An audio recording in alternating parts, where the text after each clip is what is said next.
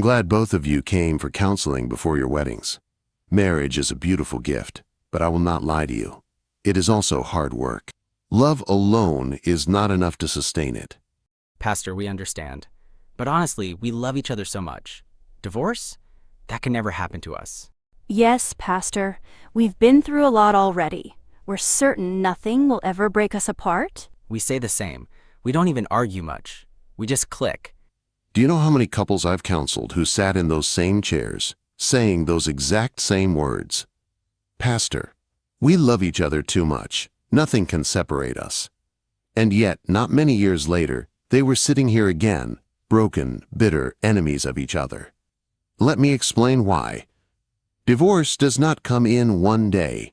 It creeps in slowly, through many doors.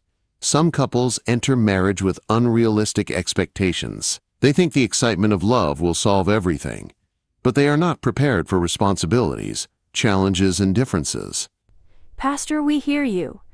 But honestly, we don't see ourselves going down that road. Our love is too strong. Yes, Pastor, we are ready for whatever comes. Divorce is not in our dictionary. That's exactly what one couple told me years ago. They sat right where you are, smiling, certain nothing could ever break them. But they ignored these warnings. And what happened to them? Let me tell you their story.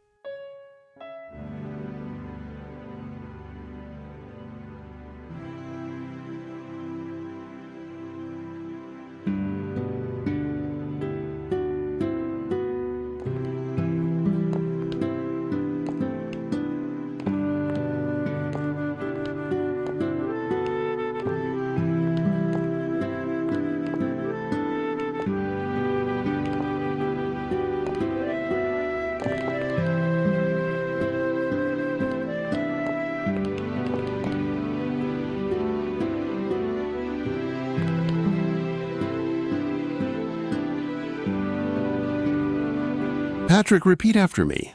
I, Patrick, take you, Paula, to be my wife. From this day forward, I promise to stand by you. I will love you in good times and in hard times. I will respect you, support you, and be faithful to you. I will not leave when things are difficult, and I will not give up on us. Before God and these witnesses, I give you my vow. Paula, repeat after me. I, Paula, take you, Patrick, to be my husband. From this day, I choose you above all others.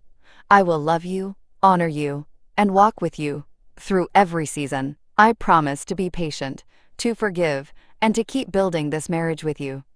With God's help, I will not give up on us. Before God and these witnesses, I give you my vow. These words are not just promises. They are a covenant before God. What God has joined together, let no one separate. Patrick, you may now hug your bride.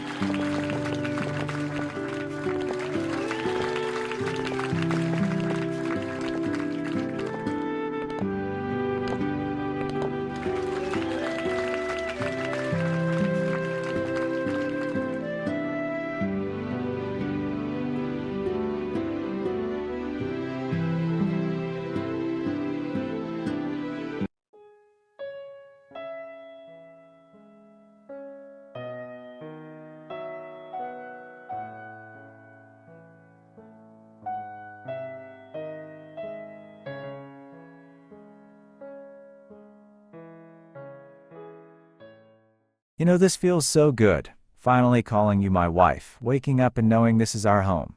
I feel the same. I keep picturing the future, kids running around, us hosting Christmas dinners, maybe buying our own house someday. Yes, kids. A boy who looks like me, and a girl who looks like you. And no matter what, we'll give them better than we had. I love that. And I want us to build together. Not just children, but a life we can both be proud of. You know, travel sometimes, maybe even start a small business. That's why I work so hard, Paula. Not just for me, for us, for this future we're dreaming of. Do you think we'll ever fight? Of course we will. But we'll always fix it. Because walking away is not an option for me. Same here. We promised forever. And I meant it.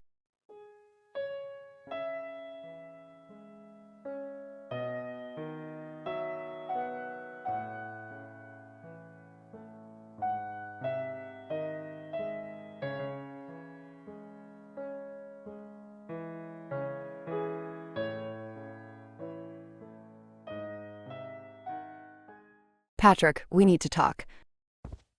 What now? You look upset. Because I am upset. I've told you over and over, stop splashing urine on the toilet seat and leaving it there for me to clean. I just cleaned it yesterday, and today I had to clean it again. I'm really tired of repeating this. Oh, that. Paula, I'm sorry. I didn't notice. It won't happen again. You keep saying that it won't happen again, but it always does. Since the first week of this marriage, I've been begging you to change this habit. I don't do it on purpose. Sometimes I'm in a rush. It's not like I enjoy leaving a mess for you. Rush or no rush, Patrick, it's disgusting. And I'm the one who has to sit there. I'm a woman. I can't stand up and pretend it doesn't matter. It's unhygienic, it's irritating, and honestly, it could cause infections. Infections? Paula, come on. You're exaggerating now. It's not as bad as you're making it sound. Not as bad? Would you like it if you had to clean up after me every single time? Would you sit down comfortably if I kept leaving the toilet dirty? I said I'm sorry. I'll try harder. No, Patrick. Not try harder. Just stop it. I'm not your maid, and I won't keep wiping after you like a child. Okay, I hear you. I'll stop. It won't happen again. It would be better that way.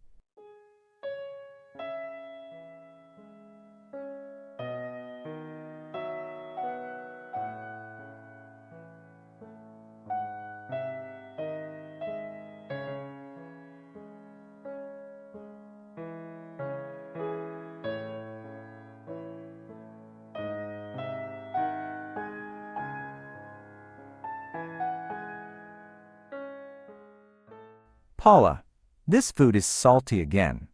Every time, it's the same thing. Excuse me? I'm serious. You always put too much salt. I've told you before. Instead of saying thank you for cooking after a long day, the only thing you see is salt? Because it's a problem, Paula. I'm not enjoying the food. And you? You can't even boil water without making a mess. You can't fry an egg. You sit there and criticize me like you're some master chef. If you're that concerned, cook it yourself. You know what, Patrick? At least I cook. You can't even boil water without calling for help. You don't lift a finger in that kitchen, so don't sit there acting like some food critic. I'm not a critic. I'm your husband. And I'm the one paying for this food, so I have every right to say it should be cooked properly. Paying? Don't insult me. I work too, Patrick. Maybe part-time, but I still contribute to this house. Don't act like everything here comes from your sweat alone. Fine, you work. But who carries the bigger load? Me. Who keeps this roof over our heads? Me. That's why I expect at least a decent meal when I come home. You want a decent meal? Then get off your high horse and cook one yourself. Because if you think my only role here is to serve you, you've married the wrong woman.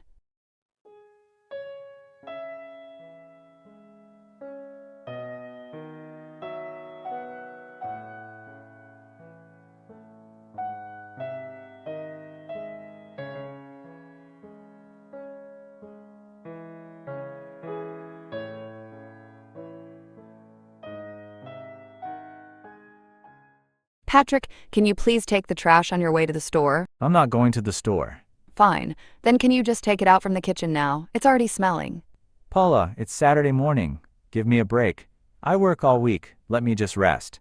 You think I don't work? I had shifts this week, too. And after work, I came home, cooked, washed, cleaned. Do you ever stop to think about that? Paula, stop exaggerating. You work part-time. Don't compare it to what I do. So because it's part-time, it doesn't count. Do you think the dishes wash themselves? The laundry folds itself? I'm tired, Patrick. I'm tired of feeling like a maid. You're making noise over trash? For real? I don't understand why you always blow things out of proportion. My job is to provide. That's how I was raised. The house chores. That's your lane. Your lane? This isn't a racetrack, Patrick. It's our home. My dad worked full-time and still helped my mom. I watched him. It's called partnership.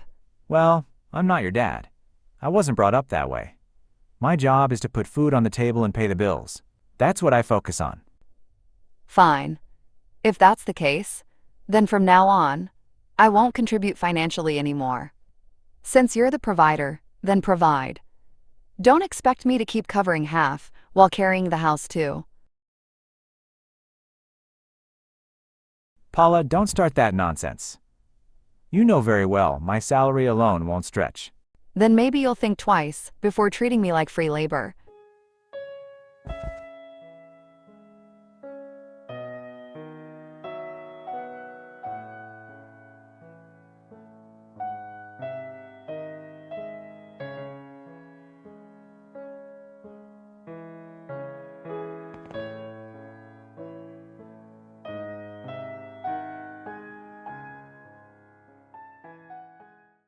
What's all that? Electricity, water, internet, rent's coming up too. All in your name, remember? And why are they all on the table like this? Because I told you. Since you're the provider, you can handle it. Paula, don't start this again. You know things are tight. My paycheck alone can't cover all of this comfortably. Oh, but I thought your duty was to provide. Isn't that what you said? My duty is just the house, right? Don't twist my words. You've been helping all along. Why pull out now just to make a point? Because I'm tired of you treating me like a maid. I go to work, I come home, and I still cook, clean, and carry the load here. The least you could do is take out the trash or wash a dish. Instead, you act like you're doing me a favor just by existing. And I'm tired of you nagging me every day. You knew the kind of man I was before you married me. Don't act surprised now. No, Patrick, I didn't know. I thought I married a partner. Turns out I married a boss.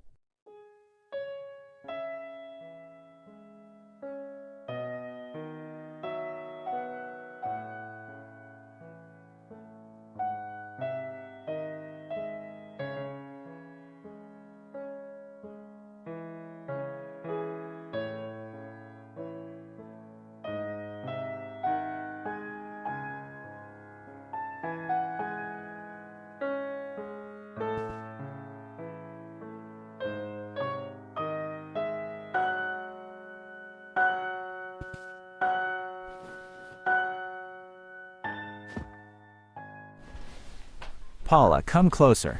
It's been days. I need you tonight. Patrick, I don't feel well. My head is pounding. Please, not tonight. You always have one excuse or another. You know men aren't like women. We need sex regularly to stay in shape. Even doctors say so.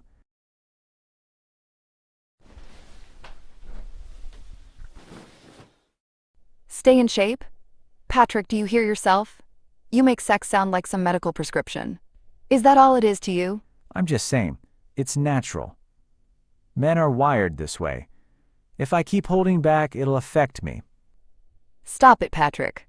I'm sick and tired of this way of thinking. Sex is not some male right you're entitled to. It's not only for your release or your benefit. God didn't make sex for men alone. It's for both of us to enjoy together, when we both want it. You make it sound like I'm forcing you. I'm your husband. Isn't that part of marriage? Part of marriage? Yes. But not like this. Not with you treating me like an obligation. I'm not a duty you tick off every night. I'm your wife, Patrick. If I say I'm unwell, respect that. Listen to me carefully. I will not tolerate you turning sex into something one-sided. If you want us to share intimacy, then stop making it about just you. Otherwise, this marriage bed will become another battlefield.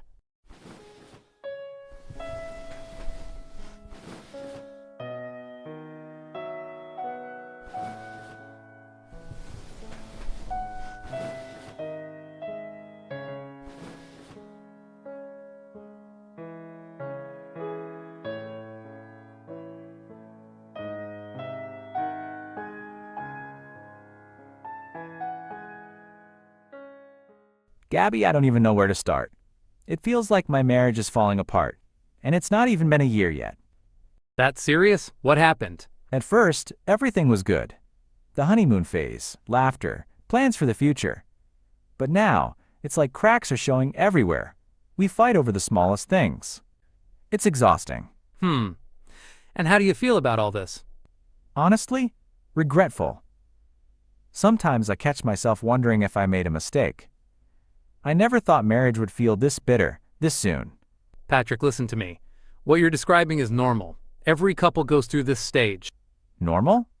Constant arguments? Feeling like strangers in my own house? Yes, normal. Think about it. You're from one background, raised a certain way. Paula's from another. Now the two of you are living under the same roof 24/7. Of course you'll clash. This is the stage where you start seeing the real differences. Habits, upbringing, expectations. But it feels bigger than that, Gabby. Like the love is slipping away. Love doesn't disappear that fast, Patrick. It's still there, buried under the frustration. What you two need is understanding. Sit her down. Talk it out. Don't shout. Don't accuse. Just talk. Ask about her struggles. Tell her yours. This stage is about learning how to work with each other, not against each other. So you think it's just a phase? Absolutely. If you handle it with patience, you'll come out stronger. But if you keep bottling it up or treating her like the enemy, bitterness will take root. Don't let that happen. I hear you. I'll try.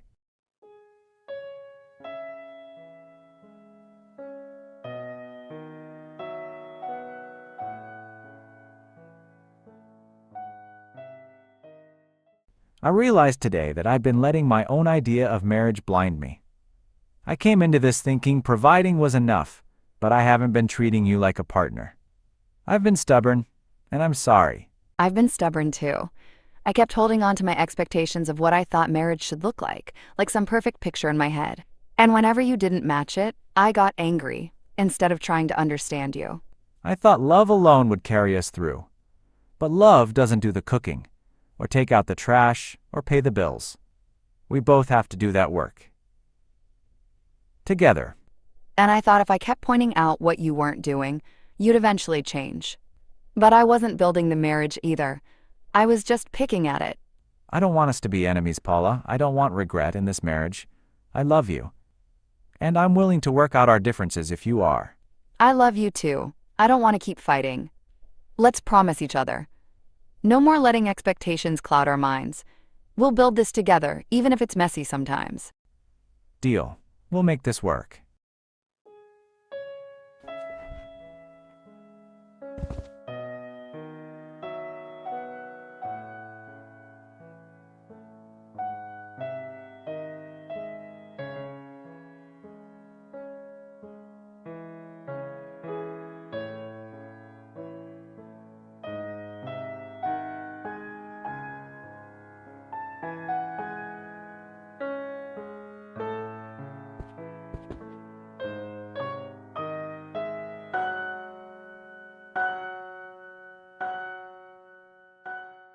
Patrick, you won't believe this. I have the most amazing news.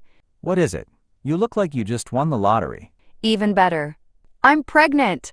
We're gonna have a baby. Pregnant? Now?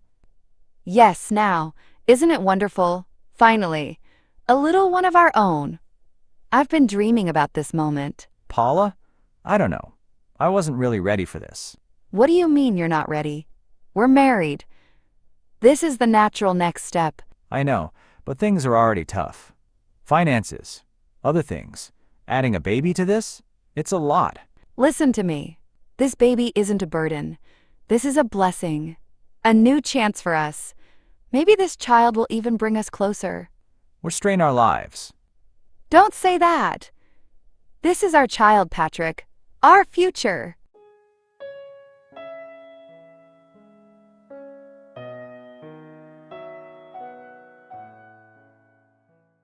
You're already loved, little one.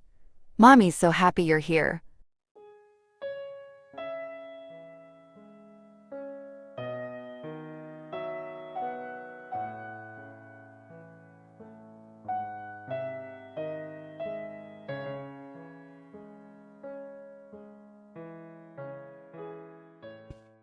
Patrick, who is this? Why are you going through my phone? Don't turn this on me. Who is she? You told her you missed last night, that you can't wait to see her again. Patrick, you've been cheating on me? Paula, calm down. You think you've been the perfect wife since this pregnancy? What does that even mean? I've carried your child for months. I've been exhausted, sick, and still working. And this is your excuse? Intimacy hasn't been the same since you got pregnant. Do you expect me to just starve myself? You think men don't have needs? Needs? Patrick, I'm your wife. If something feels wrong, you talk to me. You don't run into another woman's arms. That's betrayal. That's sin. Don't start preaching to me. You've been distant, always tired, always complaining. What did you expect me to do? I expected you to be a man, to be faithful, to honor the vows you made before God. Don't raise your voice at me. Or what, Patrick? What will you do?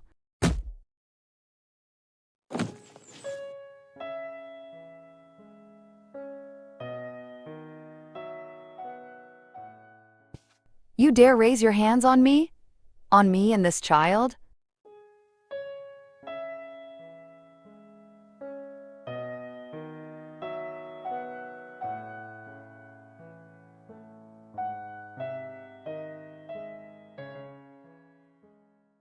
Paula, please. I can't eat. I can't sleep. I know I failed you. I know I failed us. Please forgive me. Forgive you? For what exactly, Patrick? For cheating on me? Or for laying your hands on me? Or for killing our child? I didn't mean for any of that to happen. I lost control. It was a mistake. It will never happen again. Please, Paula. I love you. Love? You call that love? Sneaking around with another woman while I carried your child? Shoving me so hard that I lost the only innocent life in this house? Patrick, that's not love. That's cruelty. I can't take it back. But I can change. Just give me one chance. Please. No, Patrick. Some sins can't be swept under a rug with tears and promises. Infidelity was your first betrayal. Laying your hands on me was the second. And the third, the worst of all, you killed our child. You don't deserve forgiveness.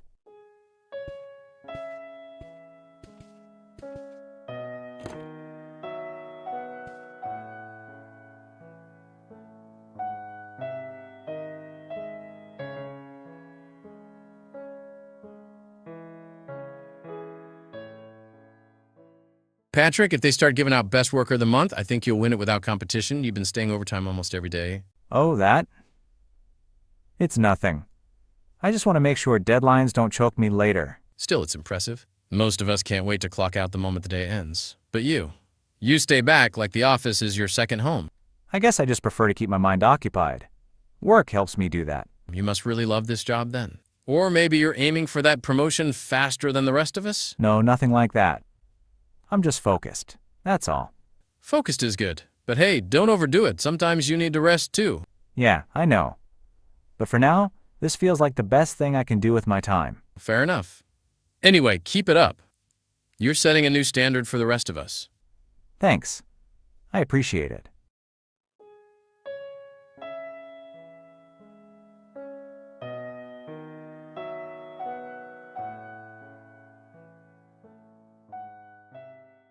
Diana, I don't even know where to begin. Everything in my home is a fight now.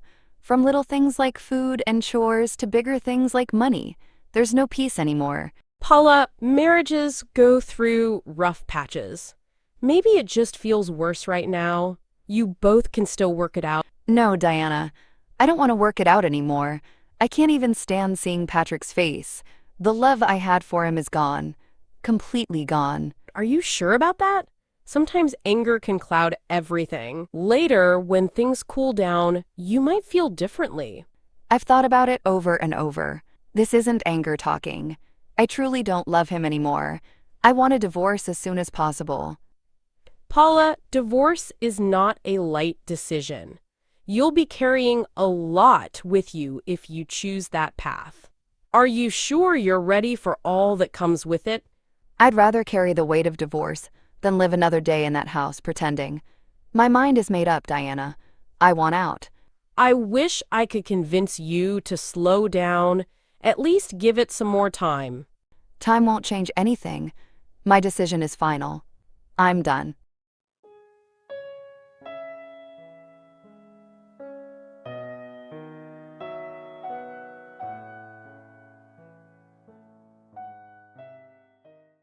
Patrick, I can't keep doing this anymore. This marriage is nothing but fights and bitterness. I want a divorce. A divorce? Paula, are you even hearing yourself? After everything, you want to walk away just like that? Not just like that. I've endured enough. I've tried, but I can't go on. I don't love you anymore. You don't love me? Or you never truly learned what it means to be a wife? Because all I see is you giving up the moment things get hard.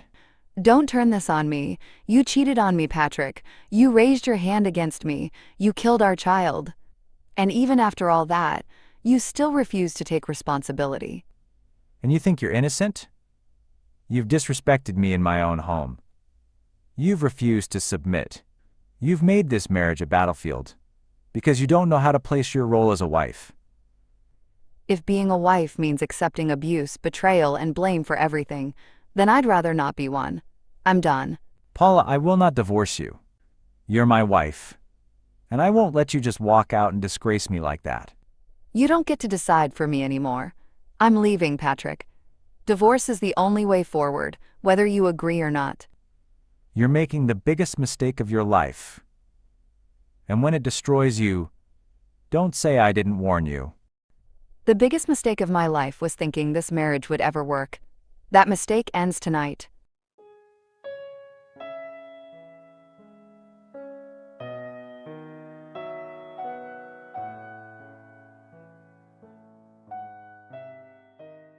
Patrick, you sounded troubled on the phone. What's going on? Pastor, it's Paula. She says she wants a divorce. She told me straight to my face that she doesn't love me anymore. Divorce? That's serious. Did she tell you why? She claims I'm the problem. She keeps bringing up every little thing. She says I don't help enough, I don't listen, I don't meet her expectations. Pastor, it feels like no matter what I do, she's never satisfied. Patrick, I need the truth. Is that all? She also blames me for our fights, for the way the house feels tense. She even brings up the child we lost, saying it's on me. Pastor, I can't carry all that blame. Patrick, marriage takes two. Sometimes both carry fault. Have you considered that you might have failed her in certain ways? Pastor, I provide for my home. I work late. I pay the bills. Isn't that what a husband is supposed to do? But she doesn't respect me as her head. She questions me, challenges me, and now she says she's done. Patrick, providing is important, but marriage is not only about money. It's about love, respect, and sacrifice. Did you show her that? I tried, Pastor, but Paula has changed. She's stubborn now, always angry. I feel like she doesn't value her role as a wife anymore. And what about your role as a husband? Did you love her as Christ loved the church? With patience and sacrifice. Pastor, I don't know anymore. But I do know I don't want this marriage to end. Then the first step is honesty. If you truly don't want to lose her, stop shifting all the blame. Sit down with her, listen, and repent where you've gone wrong. Only then can healing begin. Pastor, I'll try. But I don't think Paula wants to hear me anymore. That's why you need to let your actions speak louder than your words.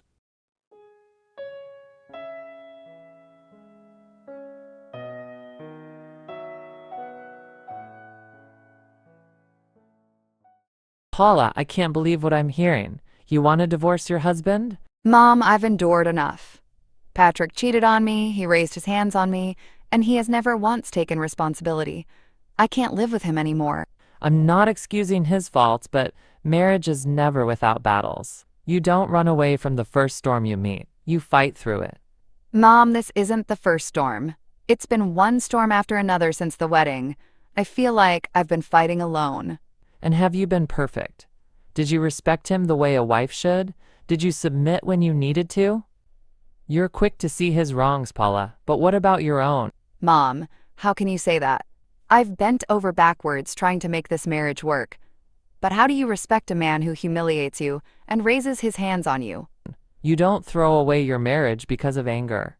A home is not built in one day. Go back and solve the issues amicably. Talk to him. Work on it. Mom, I don't want to go back. I don't even want to look at him again. Every time I see his face, all I feel is pain and regret. You're my daughter, but you're wrong here. A woman's strength is shown in how she fights for her marriage, not how quickly she abandons it. Mom, if fighting for my marriage means losing myself completely, then I'd rather walk away.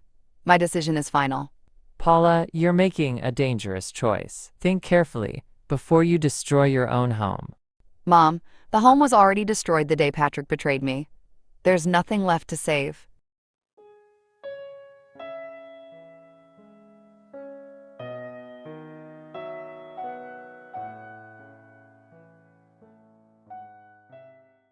Paula, Patrick, I'm glad you came together. Marriage is not perfect, but when couples sit before me, it means they still have a chance.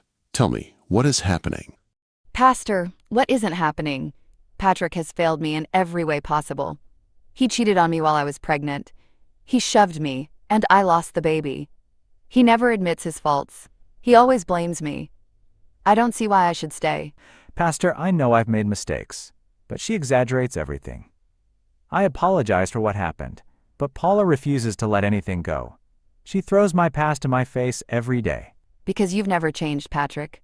You say sorry today and repeat the same tomorrow. How can I forgive when nothing improves? Paula, I understand your pain, but what I hear in your words is unforgiveness. You're holding on to the hurt so tightly that you're refusing even the possibility of healing.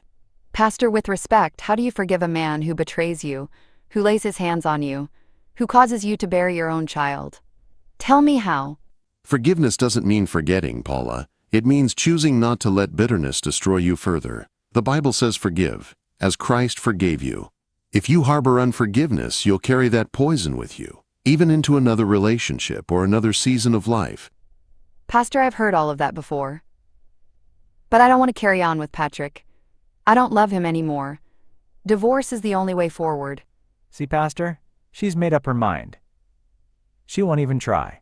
Paula, I can't force you, but I urge you, trash everything out now. Bring it to the table, let go, and start rebuilding. Divorce should not be your first solution. Divorce is not my first solution, Pastor. It's my last. And I'm ready. Then I fear your heart is hardened. Paula, think carefully. Once you take that step, there's no going back. I've already thought carefully. My mind is made up. Patrick, let me make this clear. Nothing on earth could ever make me love you again. Not counseling, not apologies, not promises. It's over. Paula, don't say that. We can still fix this if you give me one last chance. Please, I'm begging you. No, Patrick. I've carried too much pain already. Holding on to this marriage is killing me inside. I'm pleading with you now, not for love, but for peace. Let me go so we can both breathe again. You really mean it? After everything? After all we built? We built nothing, Patrick. I can't pretend anymore. Please let me go. Paula, I can change. I'll do whatever it takes. Just don't leave. You should have thought about that before creating those errors. I can't erase those memories, Patrick. You will hear from my lawyer very soon. Paula, don't do this. It's already done.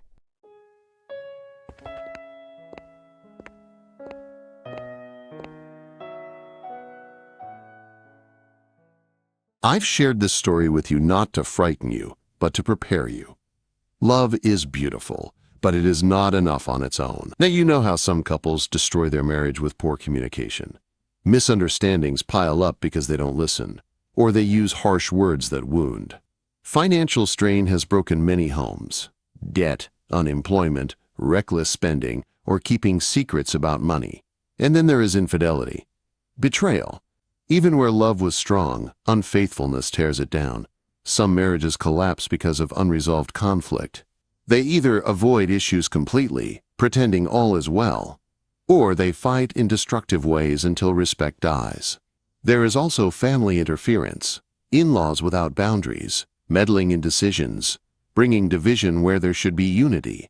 Another danger is a change in priorities. Career, ambitions, or personal growth take different directions, And suddenly the couple no longer walks the same path. Where there is abuse, emotional, physical, or psychological, love cannot survive. Abuse destroys trust and safety. Addictions also kill marriages. Alcohol, drugs, gambling, even work or entertainment when it becomes obsession. And then lack of intimacy. Emotional and physical closeness fades, and one or both partners begin to feel unloved and alone. For believers, spiritual misalignment is another. If one partner drifts from God and the other tries to hold the faith, conflict over values and lifestyle will rise. And lastly, unforgiveness. No one is perfect. But if couples keep holding grudges, love turns into bitterness. These are the doors through which divorce enters. But if you are wise, you will close them before you even marry. Enter marriage with realistic expectations. Communicate openly. Handle finances with honesty. Stay faithful. Resolve conflicts quickly. Set boundaries with in-laws. Support each other's priorities. Never abuse one another. Stay free from addictions. Keep intimacy alive. Grow together in faith. And above all, forgive. Unforgiveness is poison. It festers, it turns to bitterness, and it destroys every good thing between two people. That's what happened to the couple I told you about. They once loved deeply, but they let unforgiveness grow, and it buried their marriage. So make this decision today. Don't let offense linger. Don't keep records of wrongs. Don't make divorce an option, because God hates divorce. Instead, choose to forgive quickly, even before the apology comes. That's what will keep your marriage alive. Thank you, Pastor. We understand now. Yes, Pastor, we'll hold on to this. We'll practice forgiveness and never let divorce be an option. Good. Then you're ready. If you walk in love and forgiveness, your marriage will stand no matter what storms come. Thank you so much for your time and counsel, Pastor. Yes, Pastor, we're grateful. You're welcome, my children. Go and build wisely. May the Lord bless your union.